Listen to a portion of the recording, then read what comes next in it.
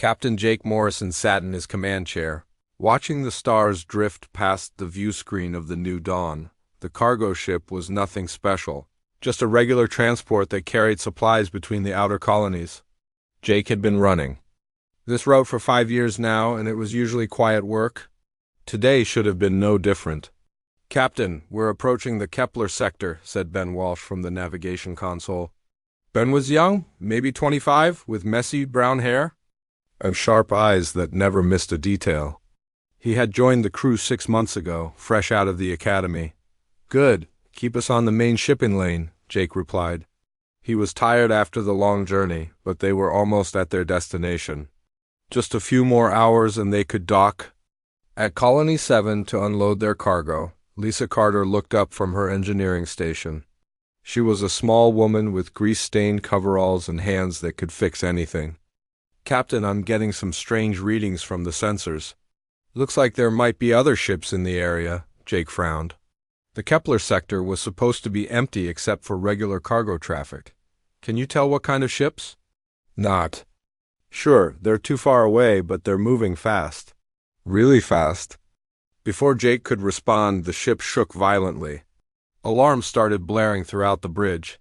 Red lights flashed as the crew scrambled to their stations. "We're under attack!" shouted Sam Torres from the medical bay over the intercom. Sam was the ship's doctor, a calm man who rarely got excited about anything.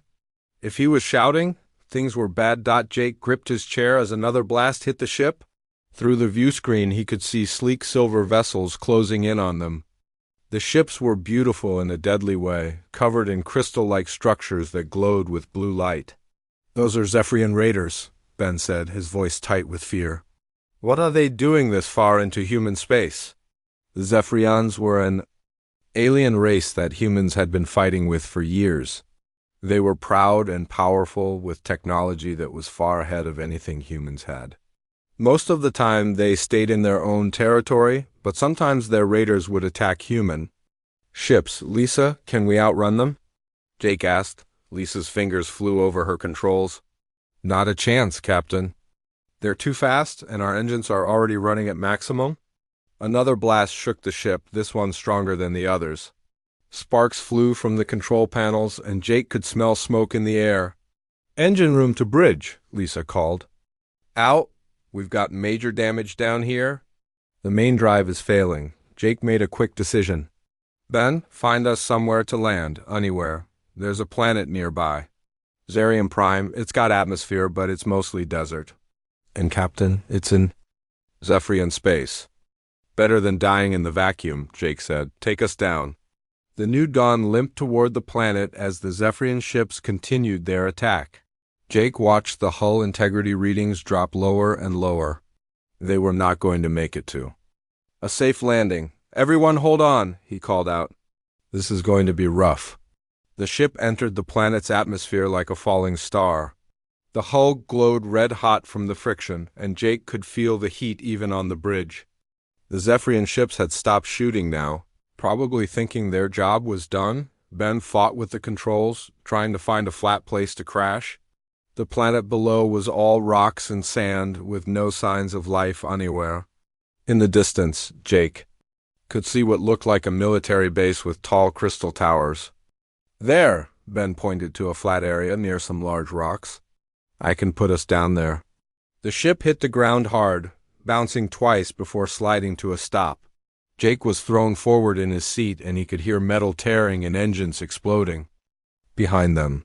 When everything finally stopped moving, the bridge was filled with smoke and the smell of burning electronics. "Is everyone okay?" Jake called out.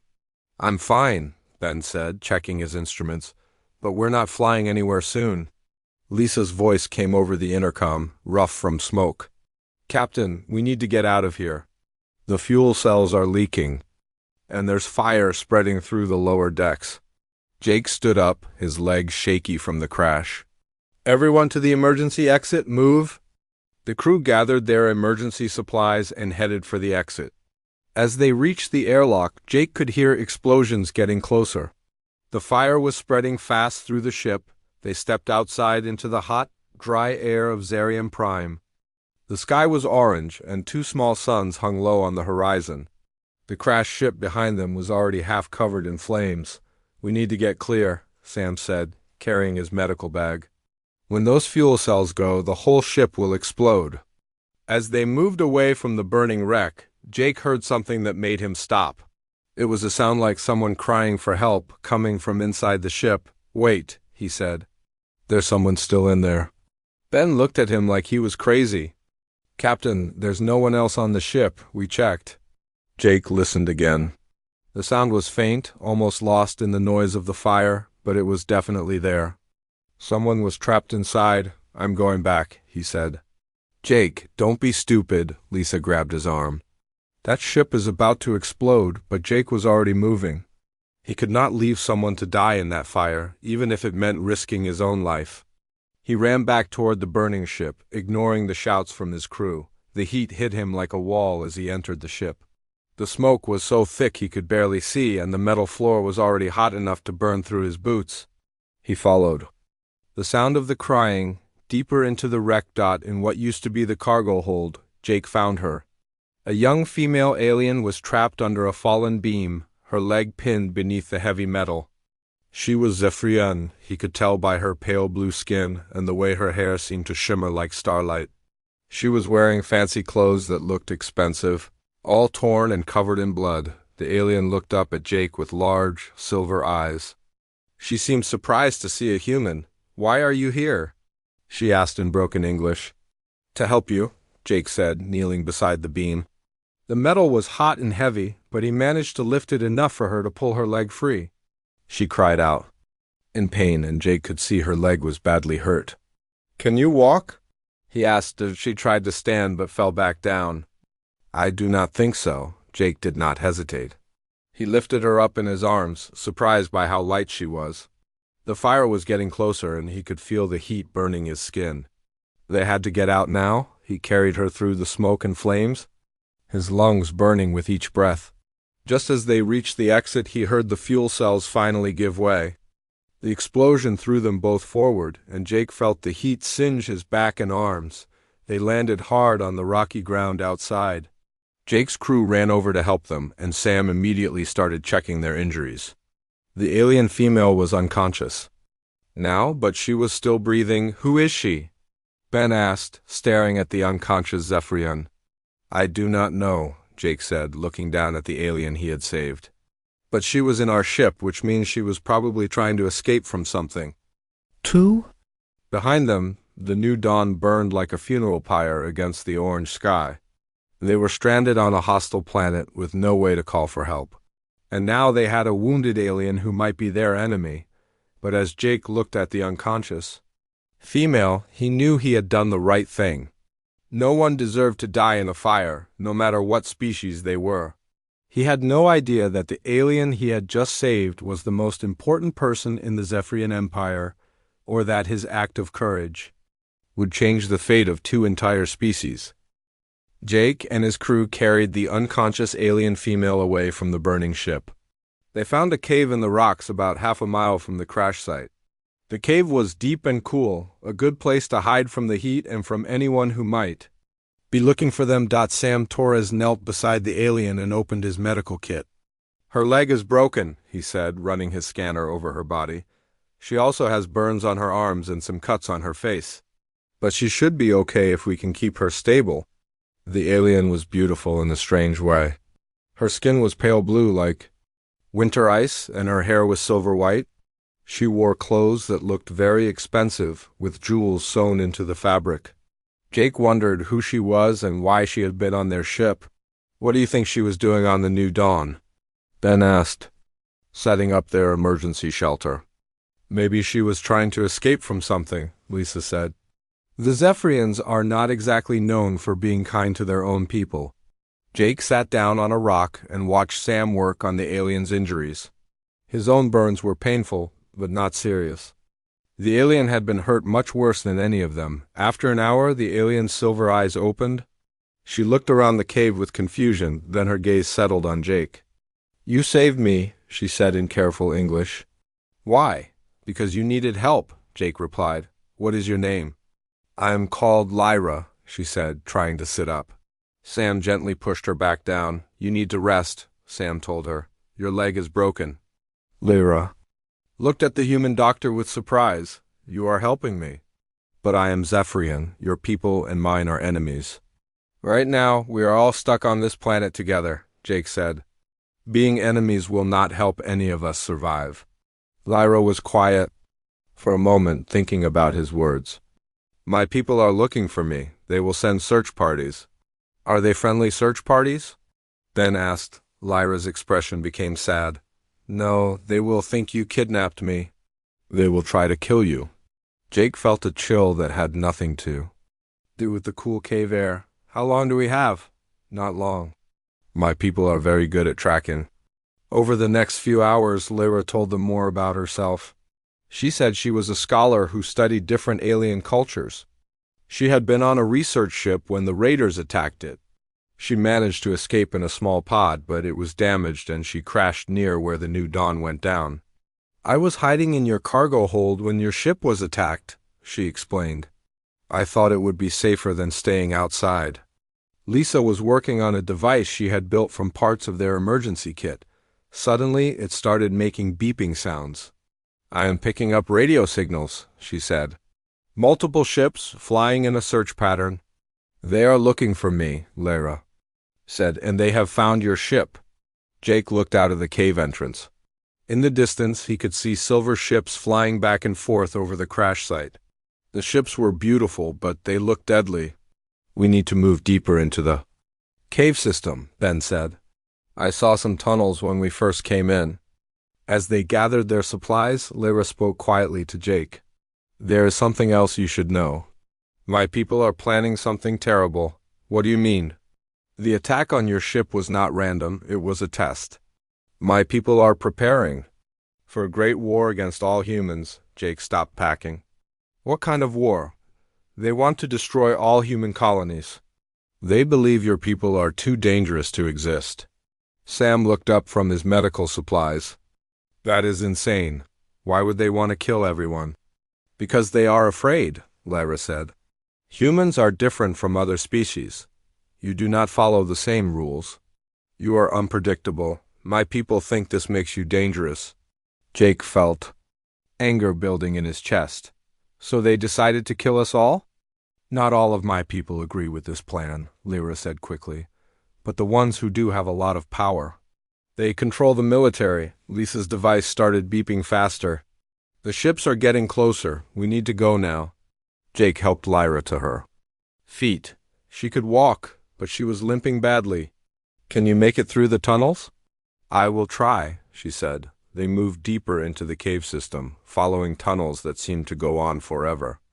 Ben used his flashlight to guide them, and Lisa's device helped them avoid the areas where the search ships were flying overhead. As they walked, Jake thought about what Lyra had told him. If the Zephyrians were really planning to attack all human colonies, millions of people would die. His own family lived on Colony 7, the place they had been trying to reach when they were attacked. How long do we have before this war starts? He asked Lyra. Not long. Maybe a few weeks. The military leaders are very eager to begin. Is there any way to stop it? Lyra was quiet for a long time. Maybe, but it would be very dangerous. What would we have to do? We would have to reach my home city and speak to the High Council. They are the only ones who can stop the military. Ben laughed, but it was not a happy sound. Just walk into the capital city of our enemies and ask them nicely to stop their war? That sounds like a great plan. It is the only plan, Lyra said, unless you have a better idea. They found a larger cave to rest in, deeper underground where the search ships could not detect them. Lisa set up her equipment to monitor the radio signals while Sam checked everyone's injuries. Jake sat beside Lyra, watching her in the dim light of their emergency lanterns. She was not like what he had expected from a Zephyrian.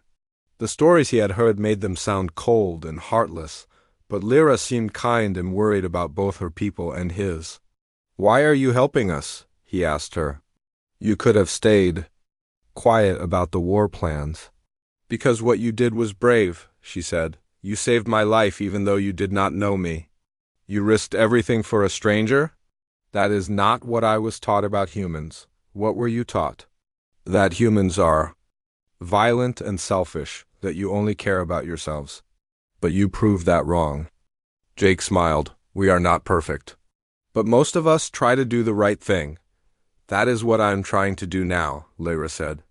The right thing. Lisa looked up from her equipment. I'm picking up more radio chatter. It sounds like they are bringing in more ships and some ground troops.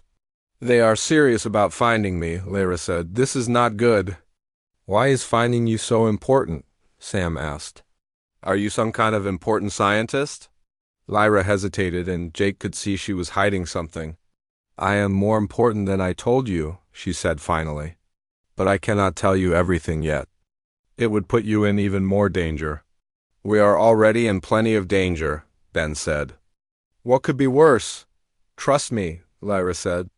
You do not want to know. As the night wore on, they took turns keeping watch. Jake found himself thinking about his family, his friends, and all the people who would die if the Zephyrian War began. He looked at Lyra, sleeping peacefully despite her injuries, and wondered what secret she was keeping, whatever it was. He had a feeling it was going to change everything. The alien he had saved from the fire was more than just a scholar. She was someone important enough that an entire fleet was searching for her dot, and if they were going to stop a war, he was going to need to know the truth about who she really was. The radio crackled with more transmissions in the Zephyrian language. Jake could not understand the words, but he could hear the urgency in the voices. Time was running out, and their real journey was just beginning. The next morning, Jake woke to the sound of engines overhead. He looked out from the cave entrance and saw more Zephyrian ships than before. These were bigger, more dangerous looking. Military ships with weapons that could destroy entire cities. They brought the army, Ben said, looking through his binoculars. I count at least 20 ships out there. Lyra was sitting up, her face pale with worry. This is much worse than I thought. They would not send this many ships for an ordinary person. Then, you are not ordinary, Jake said. What are you not telling us?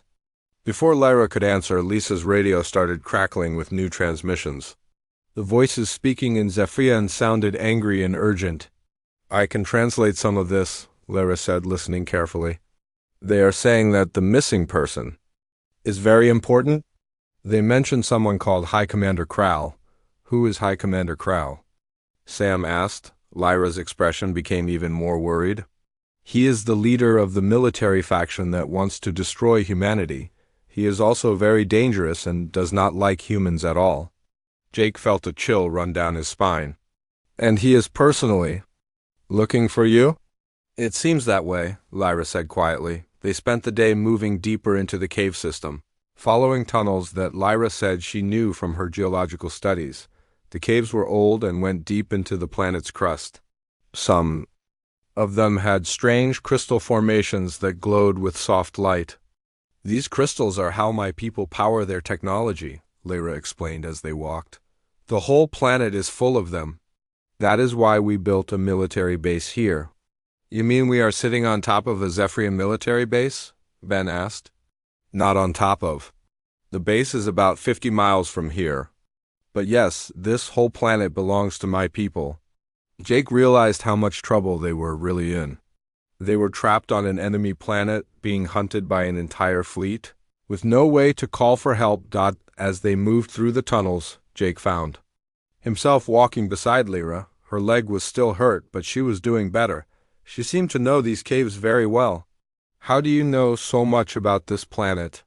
He asked. I have been here before, she said, many times. I studied the crystal formations here for my research. What kind of research? Lyra hesitated. I study how different species can work together. Most of my people think this is a waste of time, but I believe it is important. And what have you learned? That most conflicts come from fear and misunderstanding. When people actually talk to each other, they usually find out they have more in common than they thought. Jake smiled. That sounds like something a human would say. Maybe that is why my people think I am strange. Lyra said. They stopped to rest in a large cavern filled with glowing crystals. The light was beautiful, like being inside a giant jewel. Lisa set up her equipment while Sam checked everyone's injuries. "I'm getting more radio transmissions," Lisa said. "And some of them are in English." "English?" Jake asked. "That is impossible." Lisa adjusted her equipment and suddenly voices filled the cavern. They were speaking in broken English, but the words were clear. "Human prisoners will be brought to base for questioning," one voice said. "High Commander Krau wants to know what they did to the missing person." "They think we kidnapped you," Jake said to Lyra. "And they think we tortured you or something," Sam added. Lyra looked horrified. "Krau will use this as an excuse to start the war early. He will say that humans are so evil they kidnap and hurt innocent Zephyrians." "But that is not what happened," Ben said. "It does not matter what really happened," Lyra said. "Krau will make people believe what he wants them to believe." Jake felt anger building inside him. "So we are supposed to just let him lie about us?" "There is another way," Lyra said slowly, "but it is very dangerous." "Tell us," Jake said. "If I can get to the capital city and speak to the High Council, I can tell them the truth. I can tell them that you saved my life, not hurt me." "And you think they will believe you?" "They might. If I can prove to them that humans are not the monsters Krau says you are." Lisa looked up from her radio. "Well, we better decide fast. I am picking up ground troops moving in our direction." "They will find us soon," Jake made a decision. "We go to the capital city, all of us together." "Jake, that is suicide," Ben said. "We would be walking right into the heart of enemy territory." "Maybe," Jake said. "But if we do nothing, millions of people will die when the war starts. My family, your families, everyone we know." Sam nodded. "Jake is right. We have to try." Lyra looked at each of them with surprise. "You would risk your lives for people you have never met?" "That is what humans do," Jake said. "We help each other, even when it is dangerous." "Especially when it is dangerous." Lyra was quiet for a moment. "There is something else you should know. The journey to the capital city is very dangerous. There are creatures in the deep caves that hunt anything that moves, and the military patrols are everywhere." "What kind of creatures?" Ben asked. "Sand vipers. They are as big as your cargo ship, and they can sense movement from miles away. They live in the deep tunnels between here and the city." "Great," Lisa said. "Giant monsters and an entire army hunting us. This just keeps getting better." But Jake was not discouraged. "You know these caves better than anyone. You can guide us." "I can try," Lyra said. "But I have never tried to make this journey while being hunted." They packed their supplies and prepared to leave. As they got ready, Jake noticed that Lyra was looking at a small device she had been carrying. It looked like some kind of communication. "Equipment, what is that?" he asked. "It is a way to contact my people," she said. "I could call them and tell them I am safe. It might stop the hunt, but they would want to know where I am, and they would come to get me. And they would find you," Jake understood. "You are choosing to stay with us instead of going back to your people." "Yes, because I believe what we are doing is right, even if my people think it is wrong." As they entered the deeper tunnels, Jake realized that Lyra was risking everything to help them. She was betraying her own people to try to stop a war. That took more courage than he had expected from anyone. The tunnels got darker and more dangerous as they went deeper. Strange sounds echoed in the darkness, and Jake could feel things moving in the shadows. Lyra led them carefully, using her knowledge of the caves to avoid the most dangerous areas. "Stay close together," she whispered, "and try not to make any noise." The sand vipers hunt by sound. They walked for hours in the dim light of their flashlights. The cave walls were covered with more of the glowing crystals, but they gave off just enough light to see a few feet ahead. Suddenly, Lisa's radio crackled with a new transmission. The voice was different this time, deeper and more commanding. "This is High Commander Krau," the voice said in English. "I know you can hear me, humans. You have something that belongs to me. Return it unharmed, and I will make your deaths quick." Jake felt Lyra stiffen beside him. "That is him," she whispered. "He is very angry." "I do not care how angry he is," Jake said. "We are going to stop this war." But as they continued deeper into the dangerous tunnels, Jake wondered if they were walking into a trap. And he still had the feeling that Lyra was hiding something important about who she really was. The hunt was just beginning, and they were running out of time. After 2 days of walking through the dangerous caves, Jake and his crew finally saw light ahead. Not the soft glow of crystals, but real sunlight coming from outside. They had made it through the tunnel system without being caught by the sand vipers or the search teams. "There it is," Lyra said, pointing ahead. "The capital city of Veltara." Jake looked out from the cave entrance and gasped. The city was incredible. Tall crystal towers reached up to the sky, glowing with blue and silver light. Flying vehicles moved between the buildings like schools of fish. It was the most beautiful place Jake had ever seen. "How are we going to get in there without being seen?" Ben asked. "That place must have security everywhere." "There are service tunnels that lead into the city," Lyra said. "I know the way." But as they prepared to leave the cave, the sound of engines filled the air. Jake looked up and saw Zephyrian. Military ships surrounding their position. Dozens of them, all pointing their weapons at the cave entrance. "Come out with your hands up," a voice called in English. "You are surrounded," Jake felt his heart sink. They had come so far only to be caught at the last moment. "We have to surrender," Sam said. "There are too many of them." "No," Lyra said firmly. "If they capture you, Crow will torture you for information. Then he will use your deaths to justify starting the war." "Then what do we do?" Lisa asked. Lyra took a deep breath. "I do what I should have done from the beginning. I tell them who I really am." Jake looked at her with confusion. "What do you mean?" "There is something I have not told you," Lyra said. "Something very important." Before Jake could ask what she meant, Zephyrian soldiers started moving toward the cave. They were dressed in silver armor and carried weapons that glowed with crystal energy. "Stay behind me," Lyra told the humans. Then she walked toward the cave entrance. "Stop right there," one of the soldiers called out. But when he saw Lyra clearly, his expression changed to shock. He dropped to one knee and the other soldiers did the same. Jake watched in amazement as a figure in black armor walked through the group of soldiers.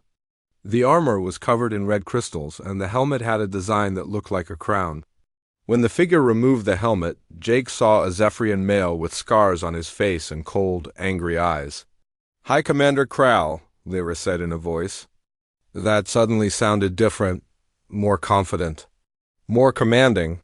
"Princess Lyra," Kral replied, and Jake felt the world spin around him. Princess. Lyra was a princess. Jake looked at the alien he had saved from the burning ship, the one he had carried through dangerous caves, the one he had shared food with and talked to like a friend. She was royalty. She was probably the most important person in the entire Zephyrian Empire. "You saved their princess," Ben whispered in shock. Kral walked closer, his hand on his weapon. "Princess, these humans have kidnapped you. They have probably hurt you and filled your mind with their lies." "No," Lyra said firmly. "They saved my life. Impossible. Humans are incapable of such actions." "You are wrong, Kral. This human," she pointed at Jake, "risked his life to pull me from a burning ship. He did not know who I was. He did not know what he could gain from helping me. He saved me because it was the right thing to do." Kral's eyes narrowed. "The humans have poisoned your mind, Princess. They have made you forget your duty to your people." "My duty is to do what is best for my people," Lyra said. "And what is best is peace, not war. Peace with humans." Kral laughed, but it was not a happy sound. "Princess, these creatures are animals. They are violent and unpredictable. They must be destroyed before they destroy us." "Look at them, Kral," Lyra said, gesturing toward Jake and his crew. "Do they look like monsters to you?" Jake stepped forward, even though every soldier had their weapons pointed at him. "High Commander, we do not want war with your people. We just want to live in peace." Kral turned his cold stare on Jake. "You dare speak to me, human? You who have corrupted our princes with your lies?" "He has not corrupted me," Lyra said angrily. "He has shown me the truth." Humans are not the enemies you think they are. Then you are no longer fit to rule, Kral said, and Jake saw him reach for his weapon. What are you saying? Lyra asked. I am saying that you have been compromised by these humans. You cannot think clearly anymore. For the good of our people, I am removing you from power. Jake could not believe what he was hearing. You cannot just remove a princess from power. I can and I will, Kral said. The High Council will understand when I explain how the humans captured and brainwashed her. That is not what happened, Lyra said. It is what I will say happened, Kral replied. And who will believe a princess? Who has been living with humans for days? Jake realized that Kral had been planning this all along. He wanted Lyra to disappear so he could start his war without anyone to stop him. You are making a mistake, Jake said. Your princess is trying to prevent a war that will kill millions of people on both sides. There will be no killing on our side, Kral said, only on yours. Suddenly, Lyra did something that surprised everyone. She activated a device on her wrist, and her voice was broadcast across the entire city. Citizens of Veltara, she said, her voice echoing from speakers throughout the capital. This is Princess Lyra Vextara, heir to the Crystal Throne. I am alive and well, saved from certain death by brave humans who risked their lives for a stranger. Kral tried to stop her, but she continued speaking. High Commander Kral wants to start a war based on lies. He claims humans are monsters, but I have seen the truth. These humans showed me kindness when they had no reason to. They protected me when they could have abandoned me. In the distance, Jake could see crowds of Zephyrians gathering in the streets, listening to their princess's words. Do not let fear and hatred drive us to destroy innocent people, Lyra continued. I call upon the High Council to meet immediately to discuss peace with the human colonies. Kral was furious. You have just, signed the death warrant for your entire species, princess. No, Jake said, stepping protectively in front of Lyra. She just gave both our species a chance to survive. Move away from the princess, human, Kral ordered. No, Jake said simply. Then you will die with her, Kral said, raising his weapon. But before he could fire, something unexpected happened. The Zephyrian soldiers began to lower their weapons. They had heard their princess's broadcast, and they were confused about who to obey. Soldiers, Kral commanded. Arrest the humans and the princess. But the soldiers hesitated. They had sworn to protect their princess, not arrest her. You swore an oath to the royal family, Lyra reminded them, not to the military. Jake watched as the soldiers looked back and forth between their princes and their commander. He could see the conflict in their faces. In the distance, more Zephyrians were gathering. Some were carrying signs that Jake could not read, but their meaning was clear. The people were choosing sides. This is not over, princess, Kral said. The High Council will see that you have been compromised. They will remove you from power and give me the authority to finish what we started. Then let us go to the High Council, Lyra said. Let them hear both sides and decide what is best for our people. Jake realized that the real battle was just beginning. The fight would not be with weapons, but with words and ideas. And the fate of both species would depend on whether the Zephyrian leaders could overcome their fear and hatred. He looked at Lyra, the princess he had saved from the fire, and knew that whatever happened next, he would stand by her side. The streets of Veltara filled with Zephyrians as word spread about their princess's return. Some carried banners supporting Princess Lyra, while others held signs calling for war against the humans. The city was dividing into two sides, and Jake could feel the tension in the air. High Commander Kral looked at the growing crowds with satisfaction. You see, princess? The people want war. They understand that humans are a threat that must be eliminated. They want war because you have filled their minds with fear, Lyra replied. But when they hear the truth, they will choose peace. Kral laughed coldly. The High Council will never believe your stories about heroic humans. I have evidence of human crimes that will convince them. What evidence? Jake asked. Video recordings of human attacks on our ships? Documents showing human plans to invade our space. Proof that your species cannot be trusted. Jake felt his heart sink. Those are lies, perhaps, but they look very real, Crowl said with a cruel smile. The group was escorted through the crystal city toward the council chamber. Jake had never seen anything like it. The buildings seemed to grow from the ground like living things, their walls made of glowing crystal that pulsed with inner light. Flying vehicles moved silently through the air, and Zephyrians in beautiful robes walked along streets that sparkled like jewels. But Jake could also see the military everywhere. Soldiers in silver armor stood on street corners, and weapons were mounted on the tops of buildings. This was a city preparing for war. The council chamber is ahead, Lyra said, pointing to a massive building shaped like a crystal pyramid. My fate and the fate of both our species will be decided there? As they approached the building, Jake saw that the crowds were getting larger and more angry. Some Zephyrians were shouting for the humans to be executed immediately. Others were calling for Princess Lyra to be protected. This is chaos, Ben said nervously. This is democracy, Lyra replied. My people are deciding what they believe. Inside the council chamber, Jake was amazed by the beauty of the place. The walls were made of pure crystal that reflected light in rainbow patterns. 12 ancient Zephyrians sat in a circle, their robes decorated with symbols of power. These were the members of the High Council, the rulers of the Zephyrian Empire. Princess Lyra, said the eldest council member, a female with silver hair and kind eyes. We are pleased to see you safe, but we are troubled by reports of your capture. I was not captured, honored elder, Lyra said respectfully. I was saved. High Commander Crowl stepped forward. Honored Council, the princess has been brainwashed by human criminals. They have filled her mind with lies about their peaceful intentions. That is not true, Jake said, then immediately regretted speaking. All eyes turned to him with surprise and anger. You dare speak in this sacred chamber? One council member demanded. Let him speak, Lyra said firmly.